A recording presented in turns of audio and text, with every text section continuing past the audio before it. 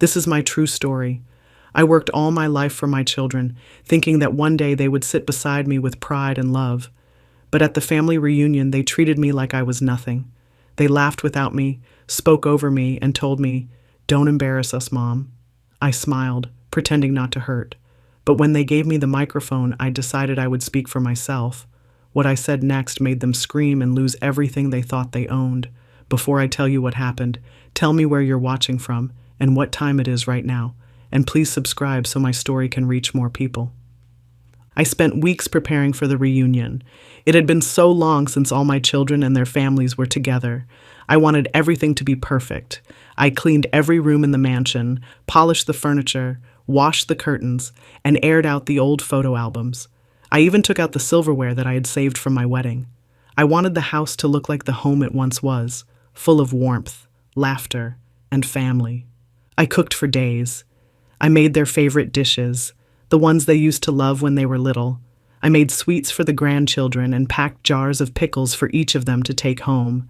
My hands hurt from chopping, stirring, and kneading, but it didn't matter. The thought of hearing them call me Ma with affection again made all the pain disappear. I even went to the tailor and had my best sari ironed and ready. It was red with golden borders, the one my husband had bought for our 25th anniversary. I hadn't worn it in years, but I wanted to look my best.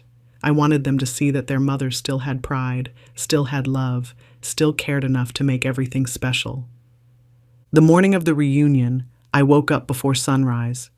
The smell of incense filled the house as I lit a lamp in front of my husband's photo. I whispered, "They're all coming home today." I smiled at his picture, hoping he could see how happy I was. It had been years since the house felt alive like this. I could almost hear the sound of laughter that used to echo through the halls when the children were small. By noon, the tables were set, the lights were up, and the rooms were ready. I kept checking the clock, counting the minutes.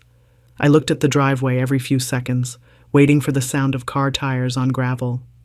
I rehearsed what I would say when they arrived, how much I had missed them, how proud I was of their success. I imagined hugs, stories, laughter. I imagined being surrounded by the people I had given my whole life to. When the first car arrived, my heart leapt. I wiped my hands on my sari and rushed to the door. My eldest daughter stepped out, wearing sunglasses and holding her phone. Behind her came her husband and their children. Then my sons arrived one after another, with their wives, children, and gifts. The driveway was full of cars, voices, and movement. For a moment, I forgot my age. I felt alive again. I welcomed them all at the door, folded my hands, and smiled. I touched my grandchildren's heads, but they pulled away shyly. They didn't know me well enough to feel close. I told myself that was all right. They were young. They would warm up to me later. I told everyone to come inside and eat, but most of them were busy talking among themselves. The house was full, but I already felt small inside it. Still, I didn't let it show. I served food, carried plates, refilled glasses, and laughed even when no one looked at me. I listened to them talk about their lives, their jobs, their new homes, their vacations. I smiled at all the right moments, proud and patient. Every time one of them called me Ma or Ama, my heart softened again. I told myself I was overthinking. Maybe they were just tired from travel. Maybe they'd relax later and spend time with me. I took photos with everyone. I wanted memories of that day. I stood beside my children, my grandchildren, and thought, this is my life's work. These people are my pride. No matter how far they go, they come back to this house, to me, to the woman who built everything with her hands and her heart. I didn't know then that what I thought was love was just habit, and that the home I built with care had already stopped being mine long before that reunion began. When I arrived at the reunion, I expected warmth. I expected hugs, laughter, and maybe a few tears of joy. Instead, I walked into a room full of noise that had no space for me. Everyone was talking, but no one was talking to me. My eldest daughter looked up for a second, smiled politely, then went back to her phone. Her husband nodded in my direction but didn't stand up. My sons were gathered in one corner, scrolling, laughing, showing each other something on their screens. I stood by the door for a moment, not sure where I belonged anymore. I tried to join them, to ask how they were, how the grandchildren were doing in school. The answers came short, distracted. Fine, Ma. Good, Ma. They didn't even look up. I told myself they were just busy, maybe tired from travel. But when my youngest son introduced me to one of his friends, he said my name softly, without warmth, as if I were just a guest. Not the woman who raised him, fed him, carried him through sickness and nights of worry. I smiled, even though my chest felt tight. I walked around the house while they chatted and took photos. They had changed the furniture, moved the old photos, replaced the curtains I had sewn by hand. The walls were still the same, but the heart of the house was gone. It didn't feel like my home anymore. My footsteps echoed as I walked down the hall, and I realized that the house remembered me more than they did. In the living room, they were laughing at something I didn't understand. I sat down quietly in a corner, hoping someone would notice me. They didn't. My eldest son poured drinks for everyone, but not for me. I wasn't part of their circle anymore. When the children ran past me, no one told them to stop. No one reminded them to greet their grandmother. I looked at their faces. They didn't even know who I was. That was my fault, maybe. I hadn't visited often, and they hadn't come to see me. Still, it hurt to be invisible in the home I built. After some time, my daughter-in-law came to me and asked if I was okay. Her voice was polite but distant. She didn't sit beside me. She didn't call me Ma the way she used to. She just smiled, said she was busy helping with the party, and walked away before I could reply. I watched her go and felt the weight of years between us. The years when she called me for advice, when she shared her worries. Those years were gone too. I tried to join the conversation again. I mentioned an old story, something funny from when the children were small. They barely listened.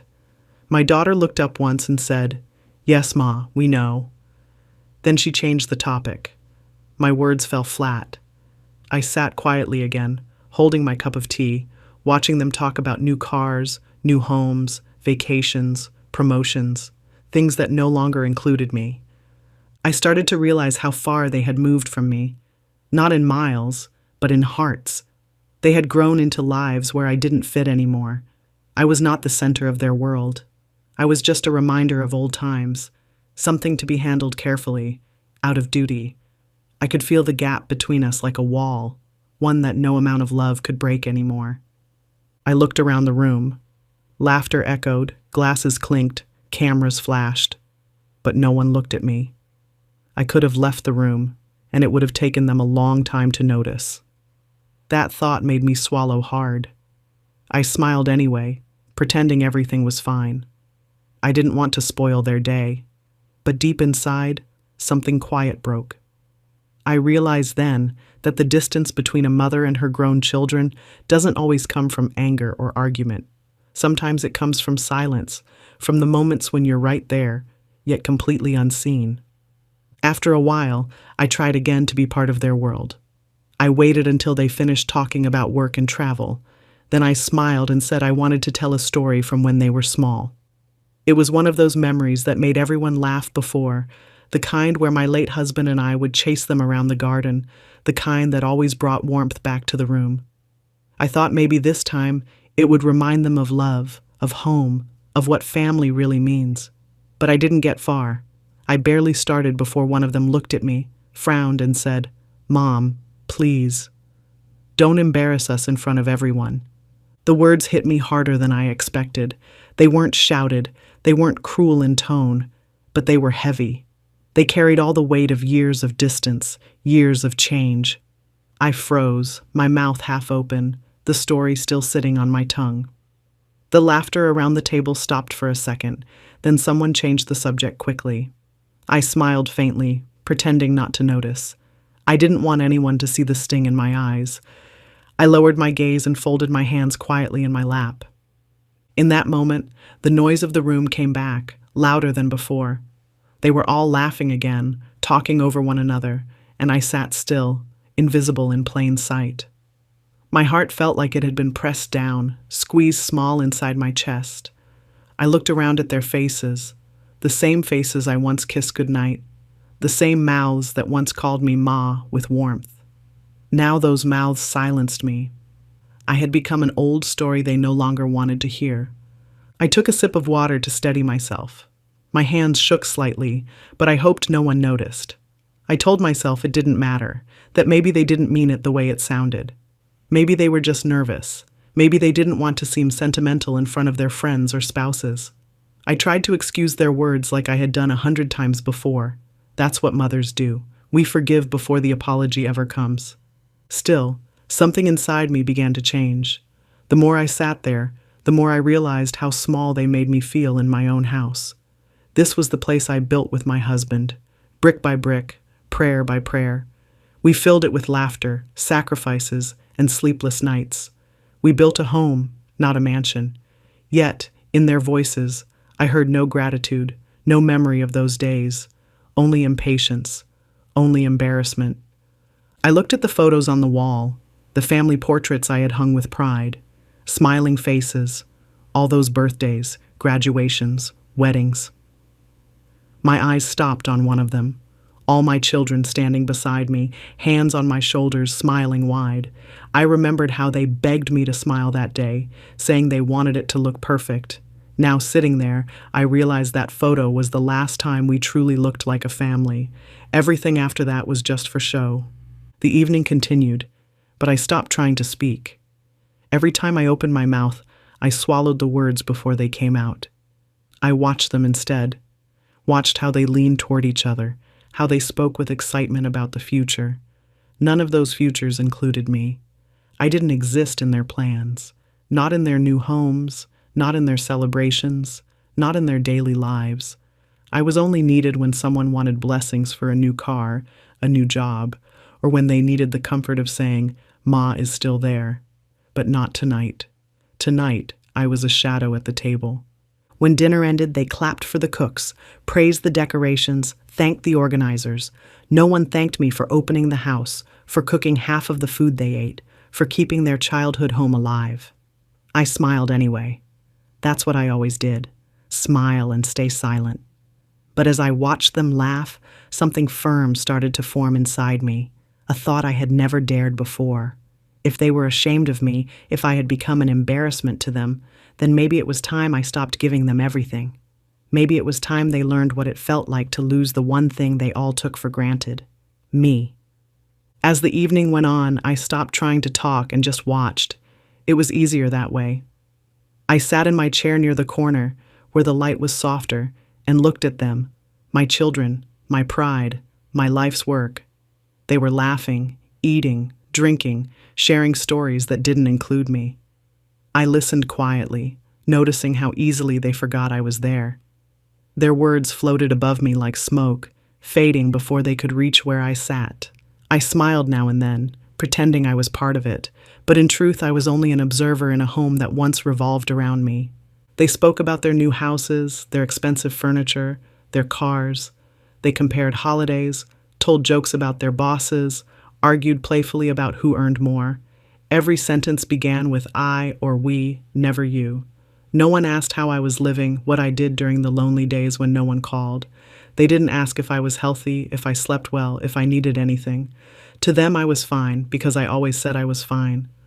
They never looked deep enough to see that fine meant empty. I looked around at the decorations.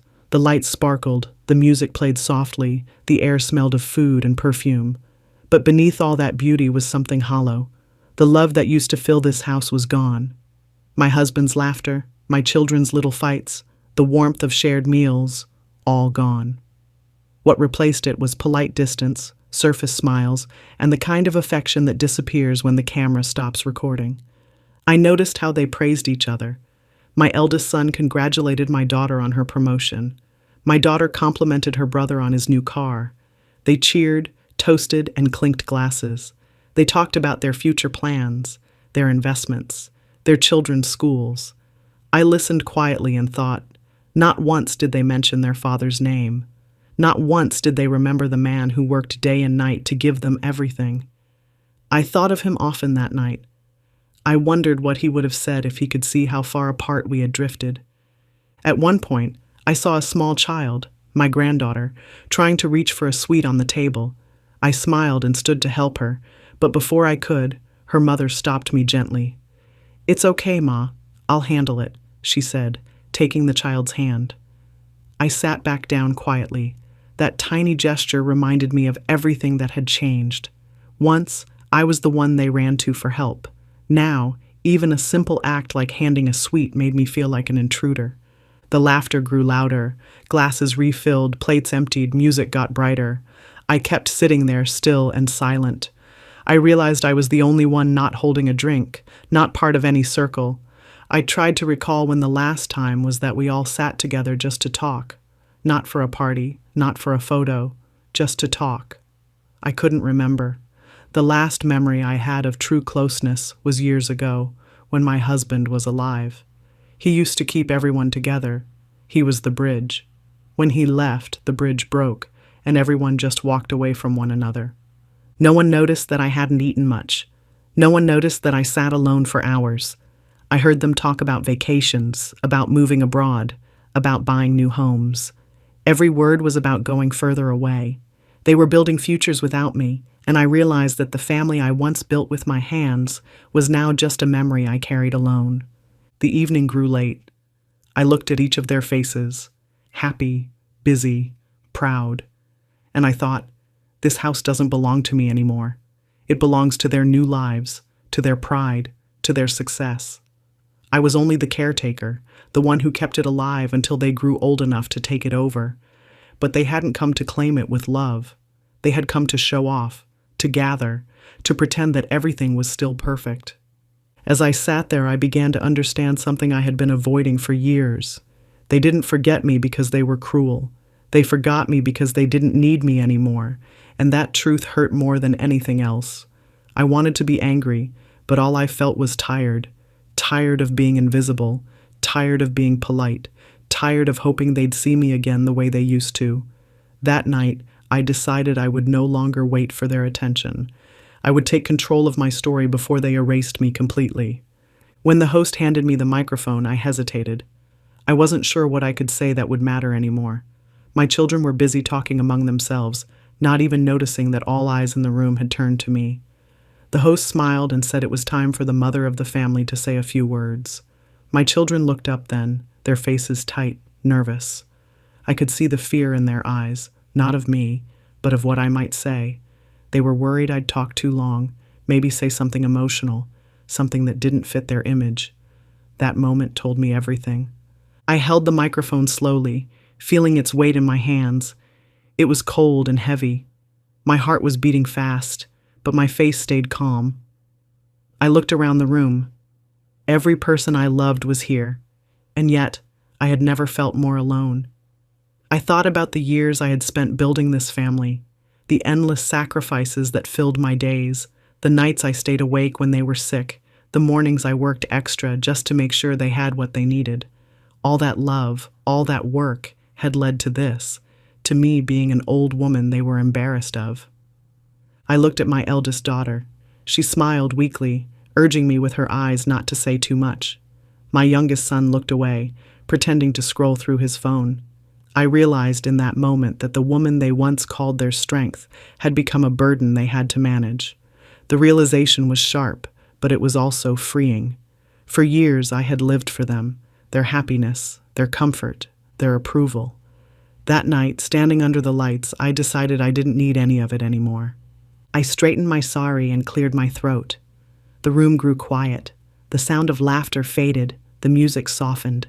I could hear my own breath, steady now. I said softly, "Don't worry. I won't embarrass you." A few people chuckled politely, not knowing what I meant. My children sighed in relief, thinking I would say something simple, safe. But inside me, something had changed forever. I wasn't going to speak as the mother they dismissed. I was going to speak as the woman who finally saw the truth. As I looked around, I saw faces that were strangers to me, grown versions of the babies I had held, now filled with pride and distance. I thought of my husband again, how he used to say, "When I'm gone, they'll take care of you." He was wrong. They took care of everything else, their money, their homes, their image, but not me. I was a box they checked, an obligation they fulfilled. My chest tightened, but my voice stayed calm. I wasn't angry anymore. I was done being small. In that quiet moment before I spoke, I thought about the house, the walls that heard my prayers, the kitchen that smelled of years of love, the floor where my children took their first steps. This mansion had been our dream, mine and my husband's. We built it together with hard work, not luxury, but now it felt like a museum of memories no one cared about. I realized then that the house didn't belong to them anymore. It didn't belong to me either. It belonged to the love that was lost, and that love deserved peace. I made my decision right there, holding that microphone. My children wanted me to be quiet, to fade into the background while they lived their proud, busy lives. But I would not disappear quietly. I had one last gift to give, and one final lesson to teach. The lesson that everything built on love cannot be inherited through greed. It must be earned through care. They had forgotten that, and I would remind them. I took a deep breath, steady and slow. I could feel their eyes on me, their impatience growing. Some were whispering to each other, wondering what I would say. My daughter's hand gripped her glass too tight. My son adjusted his tie nervously. They didn't know it yet, but everything was about to change. I smiled softly, not with anger, but with peace. For the first time in many years, I wasn't afraid of their judgment. I was ready to speak, ready to end the silence that had turned me invisible. Whatever happened next, I would no longer be the quiet mother in the corner. I would be the voice they could no longer ignore. I looked around the hall and saw their faces waiting. The microphone felt lighter now. I wasn't nervous anymore. I was clear. I took a deep breath and said I wanted to make an announcement. The room quieted instantly. The sound of forks, glasses, and chatter faded into silence. I said, "I'd like to announce the new owner of this mansion." For a second, every face changed. Smiles spread quickly. My children leaned forward. My daughters looked proud, pretending to be modest. My sons sat up straight, adjusting their coats. They were ready to hear which one of them would get what they thought they deserved. I saw the greed behind their eyes. It wasn't new. I had seen it before, in their questions about property, in their arguments about money, in their sudden politeness every time they needed something. I used to pretend not to notice, hoping love would outweigh greed someday. But that night I didn't pretend anymore. I wanted them to see themselves clearly, even if they didn't like what they saw. I held the microphone steady and waited a moment before speaking again. The pause made them lean in closer. I said the words slowly, so no one could mistake them. The new owner of this mansion is the Old Age Home Foundation. The silence that followed was sharp, almost painful. You could hear the glasses stop clinking, the music stop mid-beat. For a full second, no one moved. Then the chaos began. My eldest son stood up first, his face pale. My daughter gasped, her hand over her mouth. The youngest one shouted something I couldn't even hear. Everyone around started whispering. Chairs scraped against the floor. Someone dropped a plate, and I stood still in the middle of it all. I didn't raise my voice. I didn't try to explain. I just stood there, calm and steady, while the storm I had expected finally broke around me. They were shouting now, asking if it was a joke, demanding I take it back, telling me I didn't know what I was saying. But I knew exactly what I was saying. I had spent months thinking about it.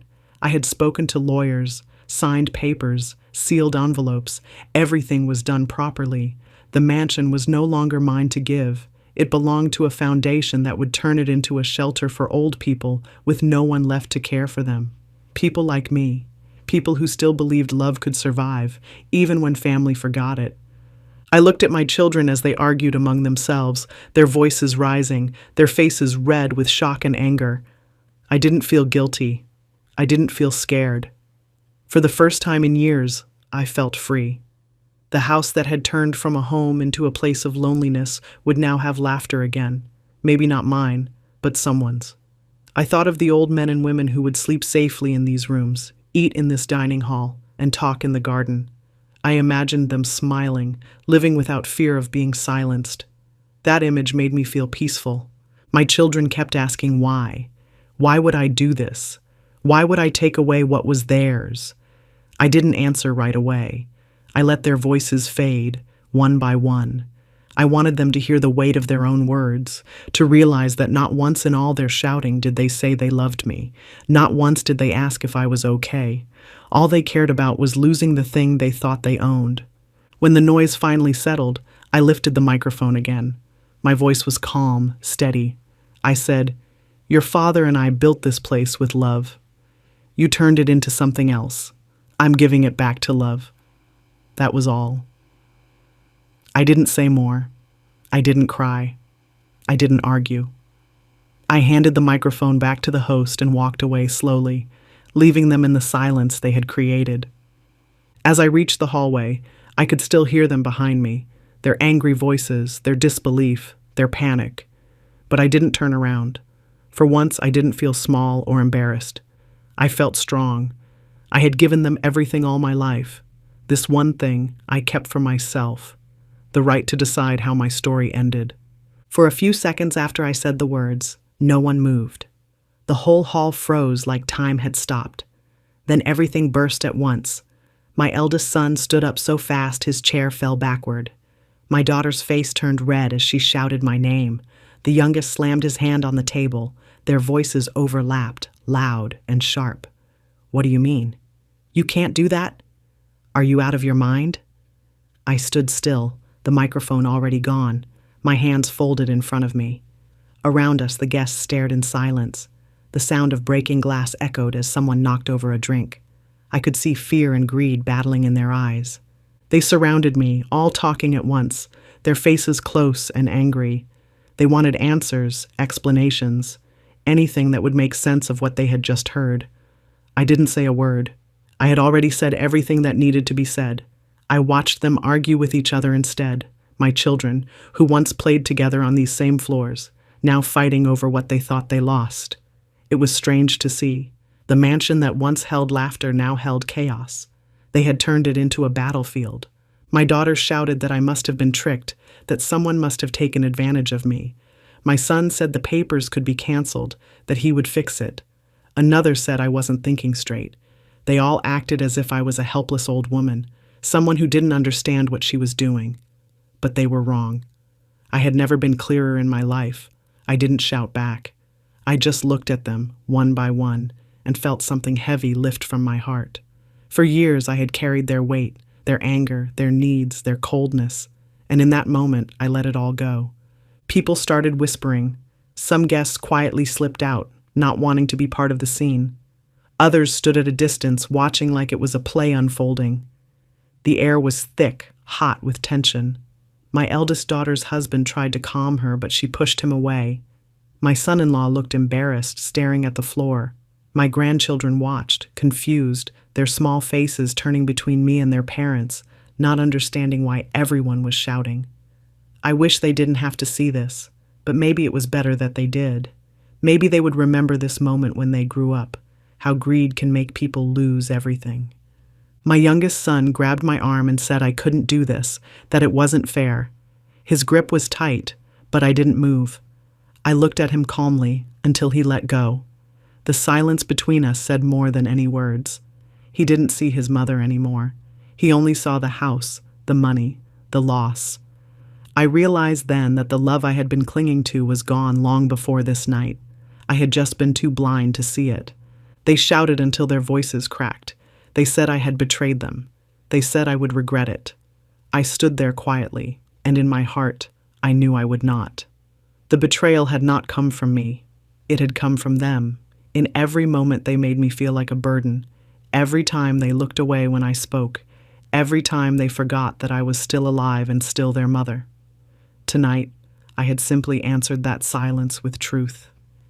Eventually, I turned and began to walk away. My daughter's voice followed me, begging me to stop, to think about what I was doing. But she didn't understand. I had been thinking for years. Every lonely meal, every birthday spent alone, every time they said they were too busy. I had thought about this. I had given them love without limits, and they gave me shame in return. Now I was done. I reached the door and paused. I looked back once, just once. They were still arguing, still shouting, still blinded by anger. I wanted to remember them like this, not because I hated them, but because I needed to finally accept the truth. I had done what was right, even if they couldn't see it. I had given this house a new purpose, one that would not forget the people who had nowhere else to go. The mansion that once shut me out would now open its doors to others like me. I walked out into the cool night air. The noise faded behind me. I could hear only my own footsteps, steady and sure. For the first time in a long time, I wasn't walking away from love. I was walking toward peace. When I walked out of that hall, I knew they would follow. I didn't move fast. I didn't need to. I had waited years for this moment, and now that it was here, I wasn't afraid of their noise. The night air felt cool against my face. I stopped near the garden gate and turned around. They were all there, rushing after me, my sons, my daughters, my grandchildren, a picture of panic and disbelief. They were shouting my name, asking why, begging me to undo what I had done. I stood still, waiting for them to quiet down. When they finally stopped talking, I spoke, and my voice was calm. I said that this house was never about money. It was never about inheritance. It was about love. I reminded them that their father and I had built it brick by brick when we had nothing. We ate little so they could eat enough. We worked long hours so they could study. Every corner of this mansion carried the sound of our struggle, our laughter, our prayers. It was supposed to be a place where family gathered with open hearts. But that night, looking at them, I realized those hearts were closed. The house had become a trophy, not a home. I told them I had watched them all evening, how they ignored me, how they laughed without me, how they treated me like a stranger. I said I wasn't angry, only sad.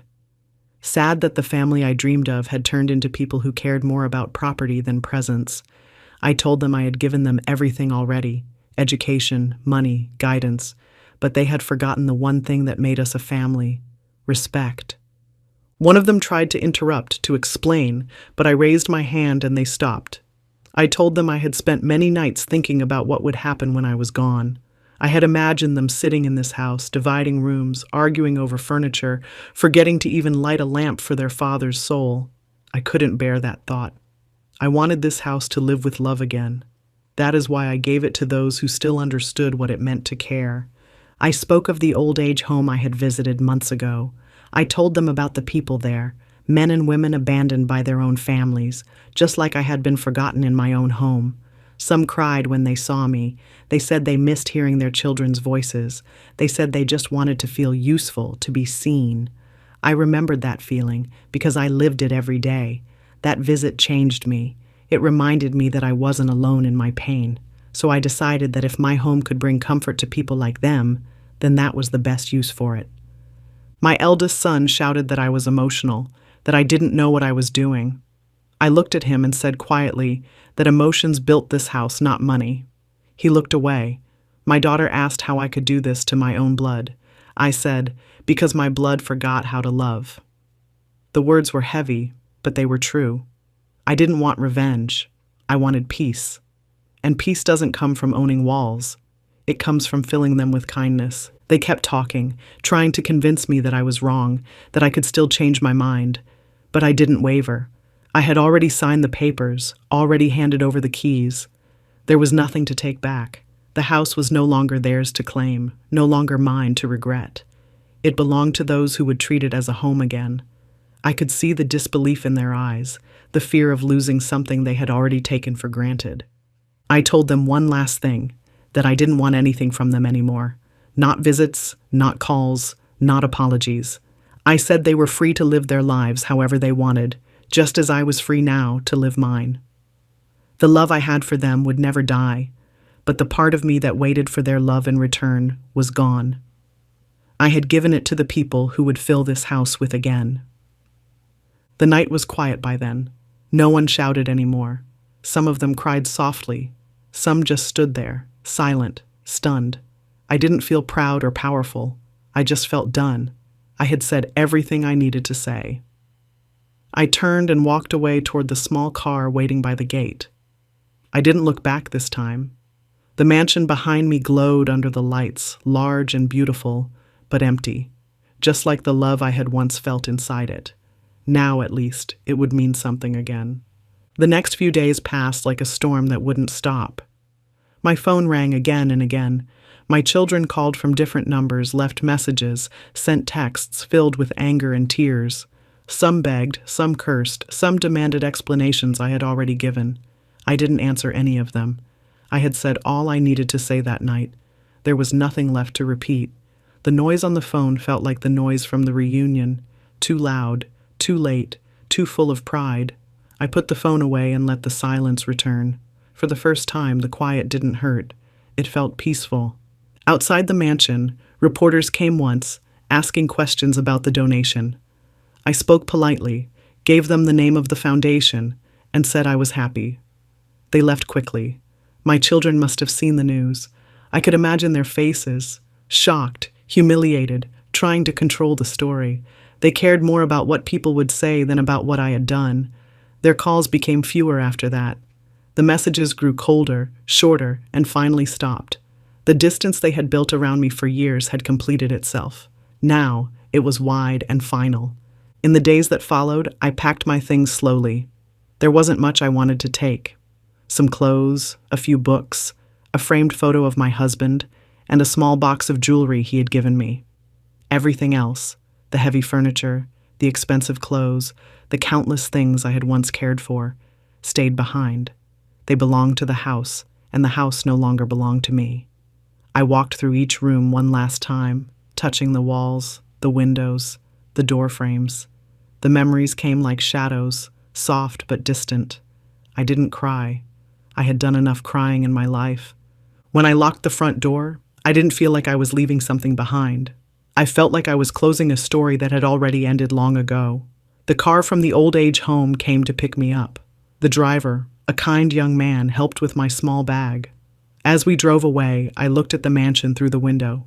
It stood tall, proud, and silent, just as it always had. But for the first time, it didn't feel heavy. It felt light, like a burden lifted. I whispered a quiet goodbye to my husband, telling him I hoped he understood. At the old age home, the staff welcomed me with warmth that felt unfamiliar but kind.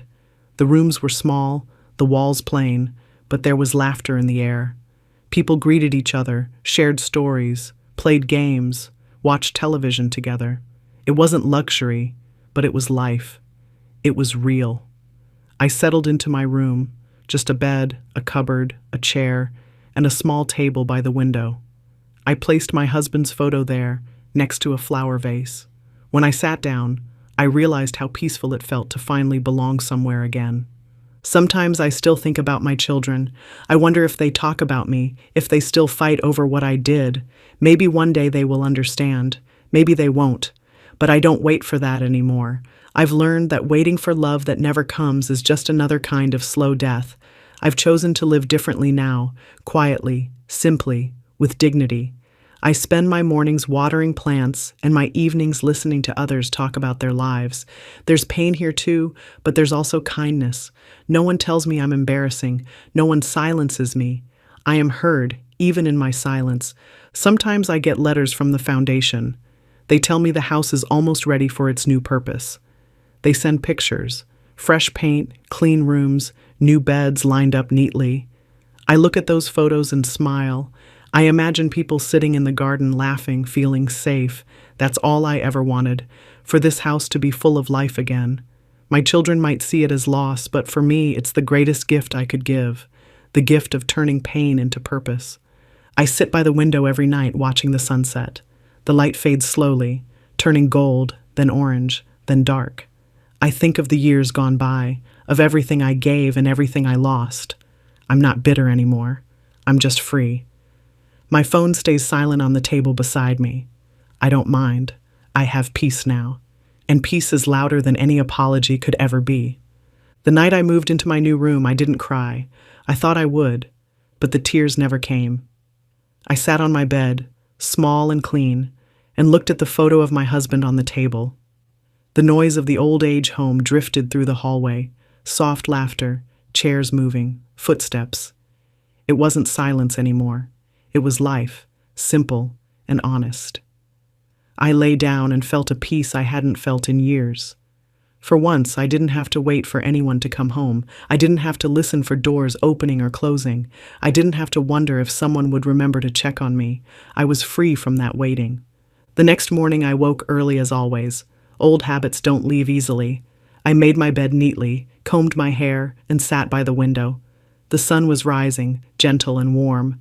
I thought about everything that had happened, the reunion, the shouting, the faces of my children when I made the announcement. I had replayed that scene in my head many times, but this morning it didn't hurt. It felt finished, like a wound that had finally closed. I whispered to myself that it was justice, not revenge. I had only given what was deserved, truth to those who had forgotten it. The staff brought tea to my room. It wasn't as sweet as I liked, but I drank it gratefully. Every sip tasted like freedom. I watched the other residents walking in the garden, their faces calm, their voices soft.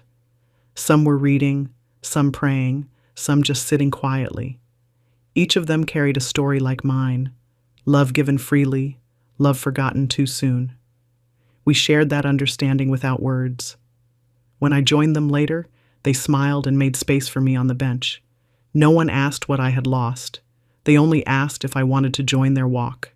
For the first time, I didn't feel invisible. Later that day, I received a letter from the foundation. They wrote that renovation had begun on the mansion.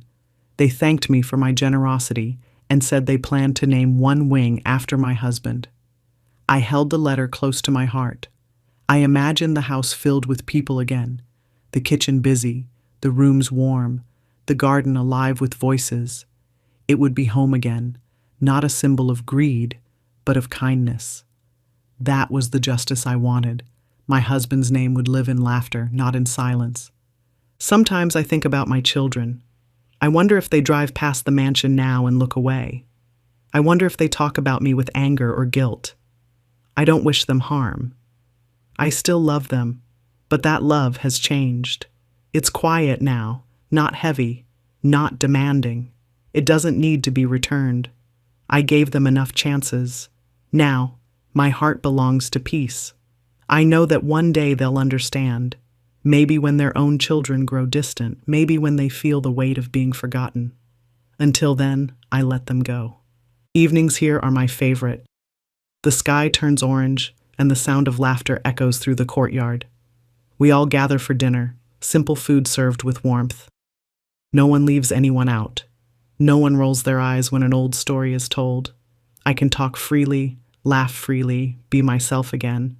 There are no sharp words, no sighs, no cold glances, just old hearts beating with the comfort of being seen. This small place has given me more family than the one I raised. It has given me dignity again. That night I lay in bed and thought about the words my children said. "Don't embarrass us, Mom." I smiled to myself in the dark. They had wanted me silent, small, obedient. But my silence became my strength, and my voice became their lesson. They were ashamed of me once. Now they have nothing to be proud of except the house that no longer belongs to them. That is the balance life brings. That is the quiet justice of truth. I reached for the lamp, turned it off, and whispered softly, "You can rest now." I wasn't speaking to anyone in the room. I was speaking to the woman I had been, the mother who waited, the wife who worked, the person who never gave up hope. She had done enough. She had found her peace. The house was gone, but the weight was gone too. I closed my eyes, and for the first time in years, I slept without fear, without sadness, without noise. My story was complete.